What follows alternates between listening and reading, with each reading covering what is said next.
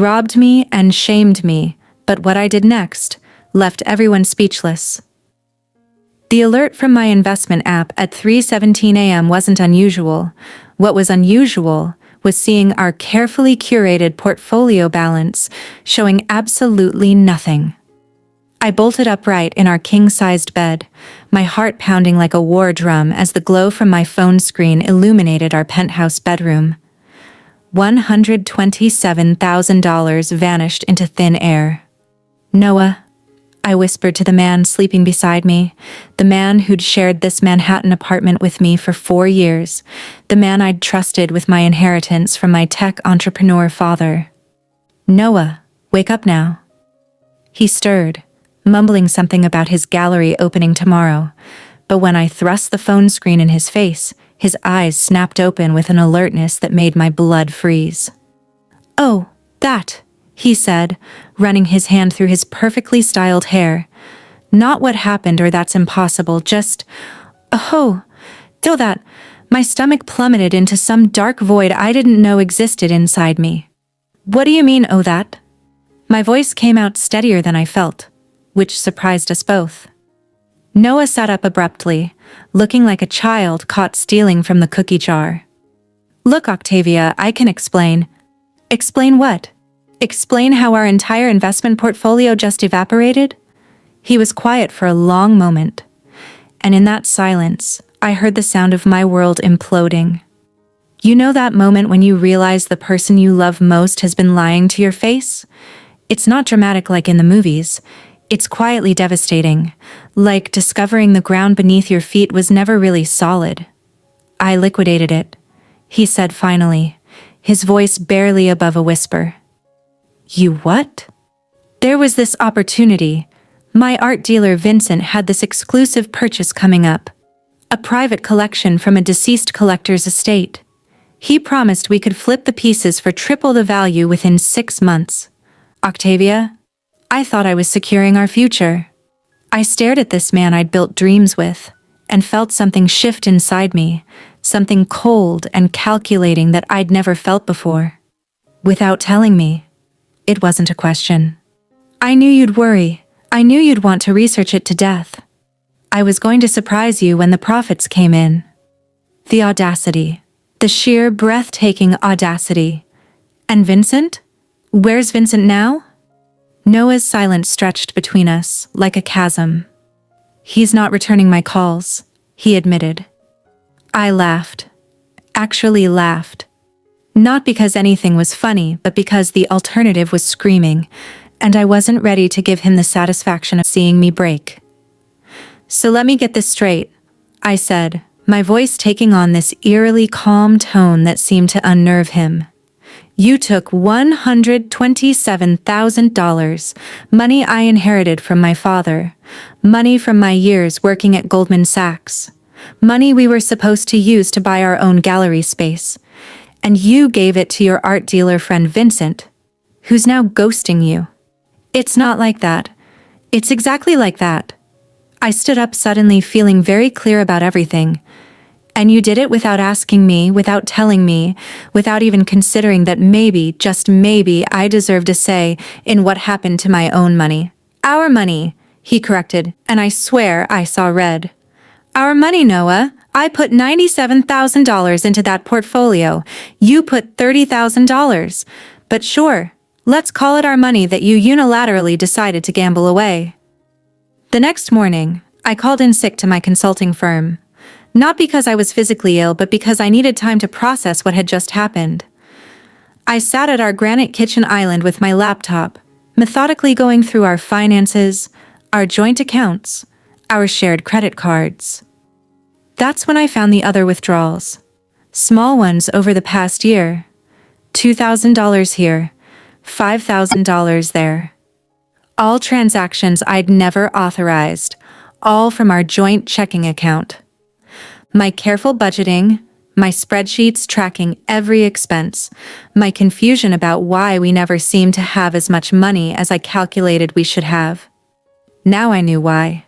Noah had been skimming money for months, probably funding his art research or whatever fantasy he'd been living in.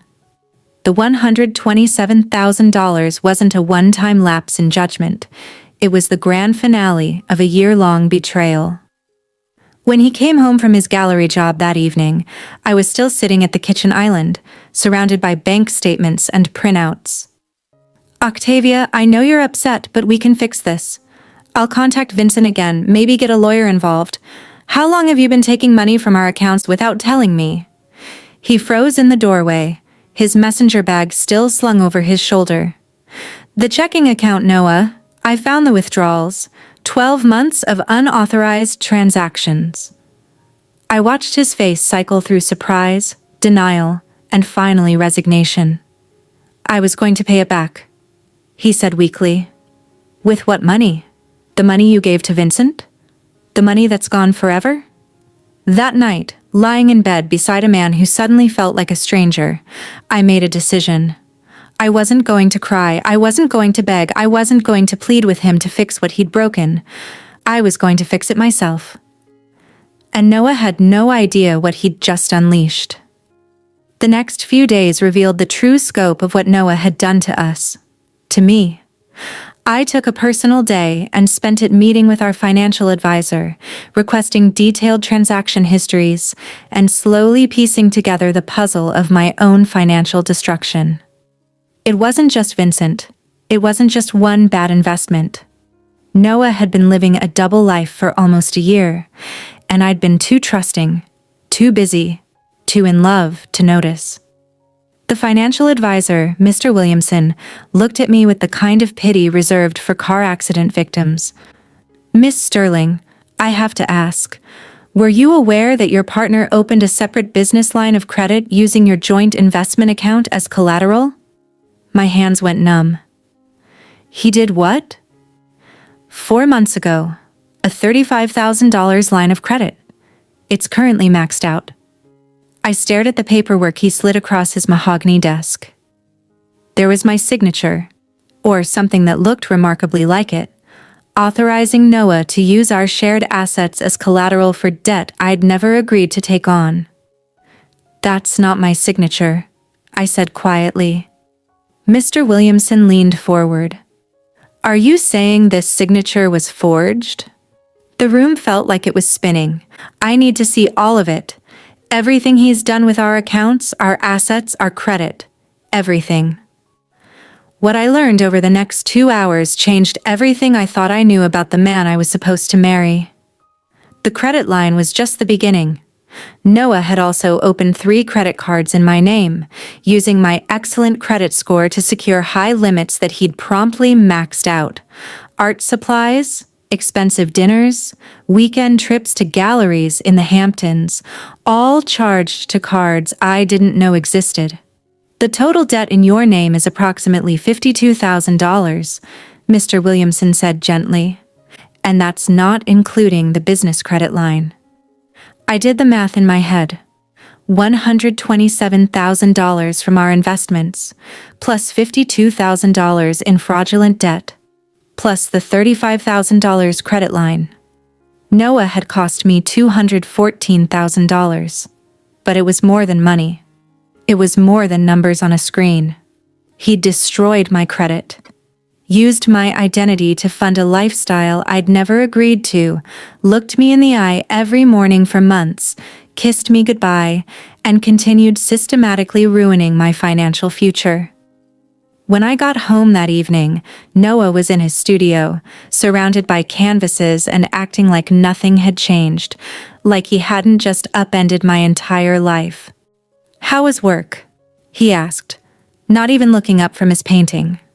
"I went to see Mr. Williamson today," I said, setting my purse down with deliberate calm. He looked up then, and I saw fear flicker across his face. "The credit cards, Noah. The ones you opened in my name." His face went pale. How did I find out that my credit score is ruined? How did I find out that I'm apparently $52,000 in debt for purchases I never made?" My voice was getting louder, but I reined it in. I wasn't going to lose control, not yet. "I was going to tell you. When, after we got married and it became legally complicated to separate our finances, The silence that followed was deafening. "That's it, isn't it?" I continued, pieces clicking into place. "This whole thing, the rushed engagement timeline, your insistence on combining our finances, your push to elope instead of having a big wedding. You were planning to trap me legally before I found out what you'd done." Noah stood up, his hands raised in a placating gesture. "Octavia, you're being paranoid." "Am I? Then explain the signature on the credit line authorization. Explain how my name is on documents I never signed." He couldn't meet my eyes. "You forged my signature," I said, and hearing it out loud made it real, in a way that seeing it on paper hadn't.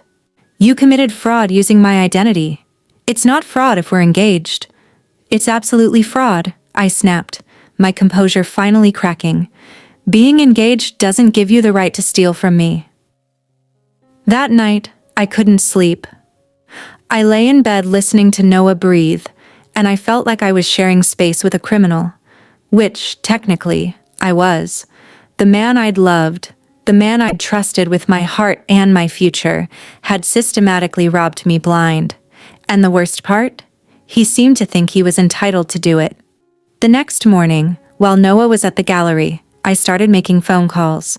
First to a lawyer specializing in financial fraud, then to the credit card companies to dispute the fraudulent accounts, then to the bank to freeze our joint accounts and remove Noah's access to anything with my name on it. But I didn't stop there. I called the Whitmore Gallery where Noah worked and asked to speak with his manager. I wanted to know about these weekend trips to galleries he'd been taking. "Mr. Ashford hasn't requested any business travel in over 8 months, his manager told me. "We don't have the budget for gallery visits this year." So where had he been going? What had he been doing with my money? I spent the afternoon playing detective, going through Noah's things with the methodical precision of someone who finally understood she'd been living with a liar. In his desk drawer, tucked behind his sketch pads, I found receipts. Expensive restaurant meals for 2 at places I'd never been, luxury hotel stays in the Hamptons where he'd supposedly been alone on research trips, jewelry purchases from Tiffany Company that I'd never received. Noah hadn't just stolen my money. He'd been using it to fund an affair. The woman's name was on some of the receipts, Isabella Crane, a name I recognized from his phone contacts, someone he'd claimed was just a fellow artist he'd met at gallery openings. I sat on our hardwood floor, surrounded by evidence of my fiancé's betrayal, and felt something crystallize inside me. This wasn't just about money anymore. This was about justice. Noah thought he was smart. He thought he could manipulate me, steal from me, lie to me, and I'd just take it. He was about to learn how wrong he was. I wasn't just going to leave him. I wasn't just going to demand my money back. I was going to make sure everyone knew exactly what kind of man Noah Ashford really was. And I was going to enjoy every single minute of it. They say revenge is a dish best served cold, but I've always preferred mine with a side of poetic justice and a garnish of public humiliation. Over the next week, while Noah continued his charade of normalcy, I became a woman with a mission. During my lunch breaks at the consulting firm, I researched. During my evenings, while he painted obliviously in his studio, I planned. The first thing I did was document everything. Every forged signature, every unauthorized transaction, every lie he'd told me about his whereabouts. I created a digital paper trail that would make a prosecutor weep with joy. But I wasn't going to the police. Not yet. Noah had taught me something valuable about himself. He cared more about his reputation than almost anything else. He'd built this image of himself as the sophisticated, cultured artist who had his life together. His gallery colleagues respected him. His art world connections admired him. His family looked up to him as the creative success story. He'd never considered that his biggest vulnerability was also his greatest pride. I started with Isabella Crane, A little social media stalking revealed that she was indeed part of Noah's art world, but she was also married to a prominent art collector, Richard Crane, with whom she ran a prestigious gallery in Soho. Her Instagram was full of photos from gallery openings and inspirational quotes about artistic integrity and authentic relationships. The irony was almost too perfect. I created a carefully crafted anonymous email and sent Richard Crane photographic evidence of his wife's restaurant visits and hotel stays with my fiancé. I didn't need to be cruel about it. The receipts spoke for themselves. Within 48 hours, Isabella had blocked Noah on all social media platforms. The gallery research texts stopped coming. Noah noticed, of course. He became anxious, checking his phone constantly, making hushed phone calls from our balcony. When I asked if everything was okay, he claimed it was stress about his upcoming solo show. The beautiful thing about pathological liars is that they're usually terrible at recognizing when they're being lied to. Phase 2 involved Noah's family. His parents, James and Catherine Ashford, had always treated me like the daughter they never had. They'd welcomed me into their world of art gallery openings and charity galas, trusted me with their family stories, and included me in every holiday celebration for 4 years. They deserved to know what their son had done, but I was strategic about it. I didn't want to seem vindictive or crazy. I wanted them to discover the truth organically. I invited Catherine out for lunch at our usual spot in the Upper East Side. Over wine and conversation about Noah's upcoming show, I casually mentioned that we were having some discussions about our financial future, and I wondered if she had any advice about managing money as a creative couple. "Of course, darling," she said warmly. "James and I learned early that transparency about finances is essential for any partnership, especially in the arts." "That's exactly what I think," I agreed. "I just worry sometimes that Noah might be too independent with financial decisions. Like last week, he mentioned some art investment opportunity his dealer Vincent had presented to him, and I wondered if you knew anything about Vincent's business practices." Catherine's expression changed instantly. "Vincent? Oh, Octavia, you need to be very careful. Vincent Morrison has been blacklisted from several major auction houses. He's been involved in some very questionable dealings, forged provenance, inflated valuations. James had to warn several colleagues about him just last year." I let my face show appropriate concern. Oh no, Noah seemed to think Vincent was very reputable. "Darling, if Vincent is asking Noah for money..." She trailed off, looking genuinely alarmed. I planted the seed and let Catherine's protective instincts take care of the rest. That evening, Noah got a phone call from his mother. I could only hear his side of the conversation, but it was enough. "Mom, everything's fine. No, I didn't give Vincent any money. Why would you think that?"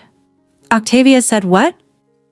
His eyes found mine across the room, and I saw suspicion there for the first time. After he hung up, he came over to where I was reading. "My mother seems to think I gave money to Vincent for some investment," he said carefully. I looked up from my book with an expression of innocent confusion. "Did you? You mentioned he had some opportunity." "I mentioned it in passing. I never said I gave him money." "Oh," I said, returning to my book. "Well, your mother seemed very concerned about it when I brought it up at lunch today. She told me about Vincent's reputation in the art world." I felt Noah studying my face, trying to determine if I knew more than I was letting on. But I'd spent 4 years watching him lie to me with a straight face. I'd learned from a master. The next phase was the most delicate, his workplace. Noah worked at the prestigious Whitmore Gallery, where reputation and integrity were everything. A hint of financial impropriety could end his career, and he knew it. I didn't need to destroy him professionally. I just needed to introduce some doubt. I called the gallery and spoke with the administrative coordinator, someone I'd met at gallery events. "Hi, this is Octavia Sterling, Noah Ashford's fiancée. I'm trying to update our joint insurance policies before the wedding, and I had a question about the gallery's policy on employee financial conduct. Of course. What can I help you with? Well, if an employee were to have significant personal debt or financial issues, would that affect their position with the gallery? I know Noah handles client relationships and sales, and I just want to make sure we're managing our own finances appropriately. There was a pause. That's actually a very thoughtful question. Yes, employees in client-facing positions are expected to maintain good personal financial standing. Why do you ask? Is there something we should be aware of? Oh no, nothing specific, I said quickly. I just want to make sure we're being responsible as we plan our marriage. Thank you so much for the information. I hung up, knowing that administration would probably mention the conversation to Noah's supervisor, not as an accusation, but as a routine follow-up. In a gallery where financial integrity was paramount, even casual questions about an employee's financial stability would raise eyebrows. By the end of the week, Noah was unraveling. His affair partner had cut contact, his mother was asking uncomfortable questions, and his workplace was suddenly interested in his financial wellness. But I wasn't done yet. The final phase of my plan was going to be the most satisfying, because it involved giving Noah exactly what he'd given me, a public humiliation so complete that he'd never recover from it. And the beautiful part? He was going to walk right into it willingly. The annual Whitmore Gallery charity auction was Noah's Super Bowl. Every year, Manhattan's art elite gathered to bid on exclusive pieces while networking and showing off their cultural sophistication. Noah had been looking forward to this year's event for months. He'd planned to debut some of his own work, showcase his connections, and generally bask in the glory of being part of the city's art scene. I made sure we were still attending. Are you sure you want to go? Noah asked nervously the morning of the auction. I thought you might want to skip it this year, given everything. By everything, he meant the growing tension between us as his various lies began unraveling. His mother had been asking more questions, his work had started reviewing employee financial policies, Isabella had gone completely dark, but Noah still didn't know that I knew about the stolen money. As far as he was concerned, I was just suspicious and asking uncomfortable questions. Of course I want to go, I said sweetly. I've been looking forward to seeing your work displayed. Besides, don't you want to show off your successful investment strategies to your art world friends? He looked relieved. In his mind, if I was still willing to attend high-profile events and talk about his business acumen, I couldn't know the full truth about what he'd done. Poor Noah. He'd underestimated me for the last time. The auction was held at the gallery's main space, a stunning converted warehouse in Chelsea. By the time we arrived, about 200 of Manhattan's art world elite were already there, including collectors, dealers, critics, and artists. All the people whose opinions mattered most to Noah's career and reputation, including Vincent Morrison. Vincent, who'd been avoiding Noah's calls for weeks, was standing near the bar, schmoozing with potential clients like he didn't have a care in the world. When he saw Noah, his face went pale. Noah, Vincent said, his voice unnaturally loud, didn't expect to see you here. Yeah, well, it's the charity auction, Vincent. Where else would I be? I watched this exchange with interest, noting how Vincent kept glancing at me like I was a bomb that might explode at any moment. Vincent, I said warmly, extending my hand. It's so good to see you again. Noah has told me so much about your business ventures. Vincent's handshake was weak and sweaty. Oh yeah, business is, it's tough out there. I'm sure it is, I agreed. Noah was so excited about that private collection opportunity you two discussed. How did that work out? The silence that followed was deafening. Noah was staring at me with growing alarm, and Vincent looked like he wanted to crawl into a hole. Collection opportunity? Asked Margaret Whitmore, the gallery owner, who'd walked over with a glass of champagne. What collection opportunity? This was the moment I'd been waiting for. Oh, didn't Noah tell you? I said, my voice carrying just enough to attract attention from nearby art world luminaries. Vincent had this amazing acquisition deal that promised triple returns. Noah was so confident about it that he liquidated our entire investment portfolio to participate. Margaret nearly choked on her champagne. He did what? $127,000, I continued, my voice still sweet and conversational. Noah was so sure it would work out that he didn't even discuss it with me first. He wanted to surprise me with the profits. By now we had an audience. Gallery staff, collectors, critics, and several prominent dealers were listening with growing interest and concern. Vincent, said Richard Crane slowly, Isabella's husband, though Noah didn't know I knew that. Please tell me you didn't take money from Noah for one of your schemes. Vincent's face had gone from pale to green. It wasn't, I thought it would work out. You thought what would work out? Demanded Margaret, her voice rising. Vincent, what did you do with their money? It was a sure thing, Vincent protested. The cryptocurrency art market was supposed to… Cryptocurrency? Margaret exploded. You gambled their money on cryptocurrency art? The auction crowd had gone completely silent except for Margaret's outrage and Vincent's stammered excuses. Everyone was staring at Noah, who looked like he wished the ground would swallow him whole. But I wasn't finished. That's not even the best part, I said, my voice cutting through Vincent's protests. Noah was so confident about this investment that he also took out a $35,000 business credit line using our joint assets as collateral. Without asking me, of course. Catherine Ashford gasped and grabbed her husband's arm. And then, I continued, when I went to our financial advisor to understand our situation, I discovered that Noah had also opened credit cards in my name and maxed them out.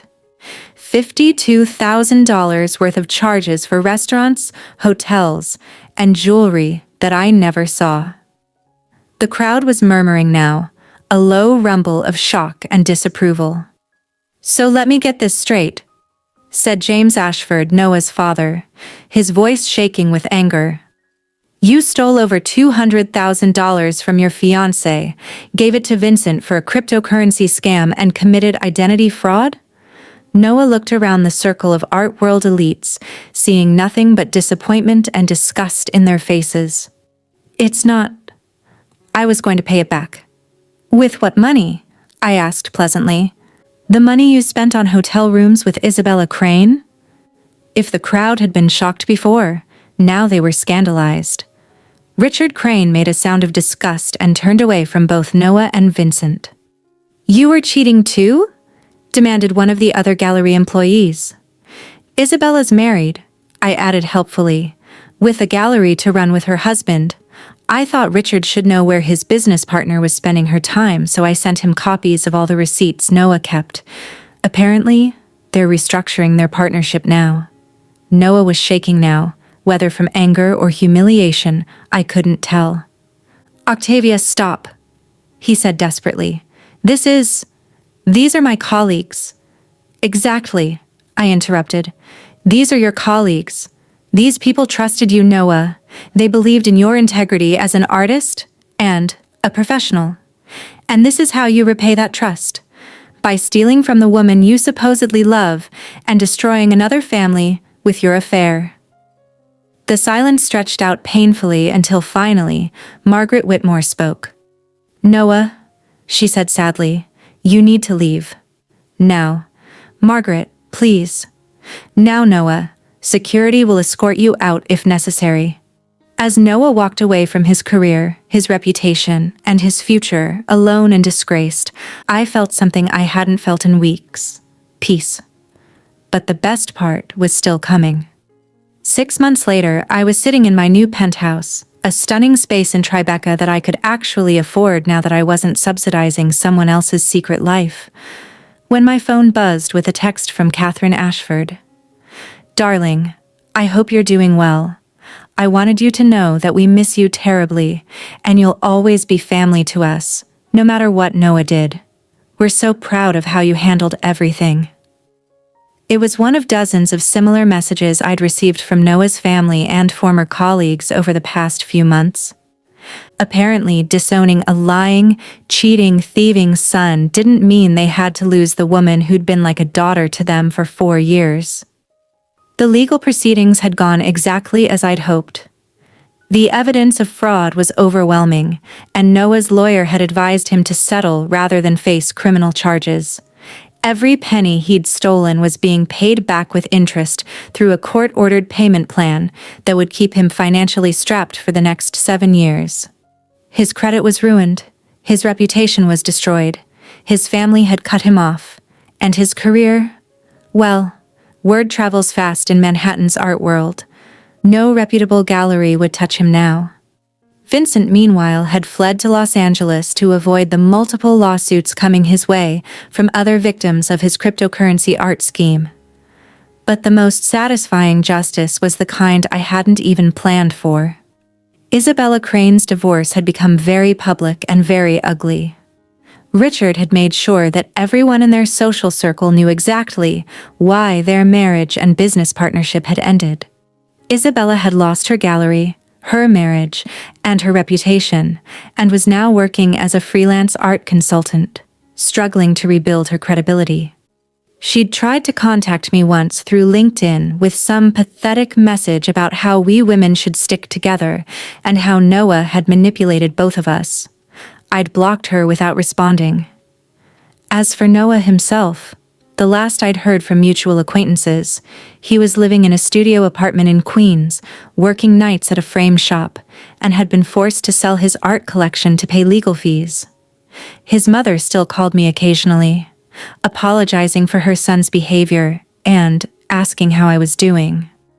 During our last conversation, she'd mentioned that Noah had been asking about me, wondering if there was any chance for reconciliation. I'd laughed. Not cruelly, but with genuine amusement.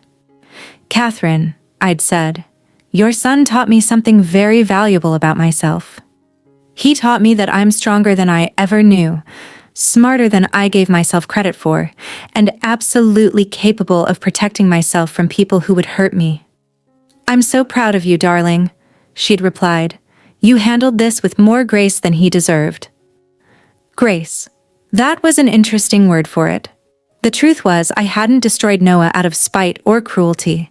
I'd simply held up a mirror and forced everyone to see who he really was. Every consequence he'd faced was the direct result of his own choices, his own actions, his own lies. I just made sure those consequences found him. Sitting in my new apartment surrounded by art I'd chosen myself and paid for with money I'd earned honestly, I felt something I hadn't experienced in years. Complete peace with my own life. My credit was fully recovered. My investment portfolio was growing again. My relationships were built on honesty and mutual respect. And Noah? Noah was learning what it felt like to have your life destroyed by someone you'd underestimated. My phone buzzed again, this time with a text from an unknown number. "Octavia, it's Noah.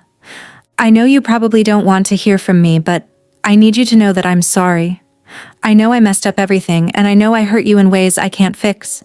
I miss what we had. Is there any chance we could talk?" I stared at the message for a long moment, then typed back a single word. "No." Then I blocked the number and deleted the conversation. Some people might call what I did to Noah revenge. Others might call it justice, but I prefer to think of it as education. Noah had taught me that I could be betrayed, stolen from, lied to, and humiliated by someone I loved. And I had taught him that actions have consequences. Trust once broken can never be repaired, and some lessons can only be learned the hard way. The best part, I was finally free to build a life with someone who would never make me question whether I was being paranoid for wanting honesty. Someone who understood that love isn't about what you can take from another person, it's about what you choose to give. And Noah Ashford had given me the greatest gift of all, the knowledge that I was strong enough to save myself.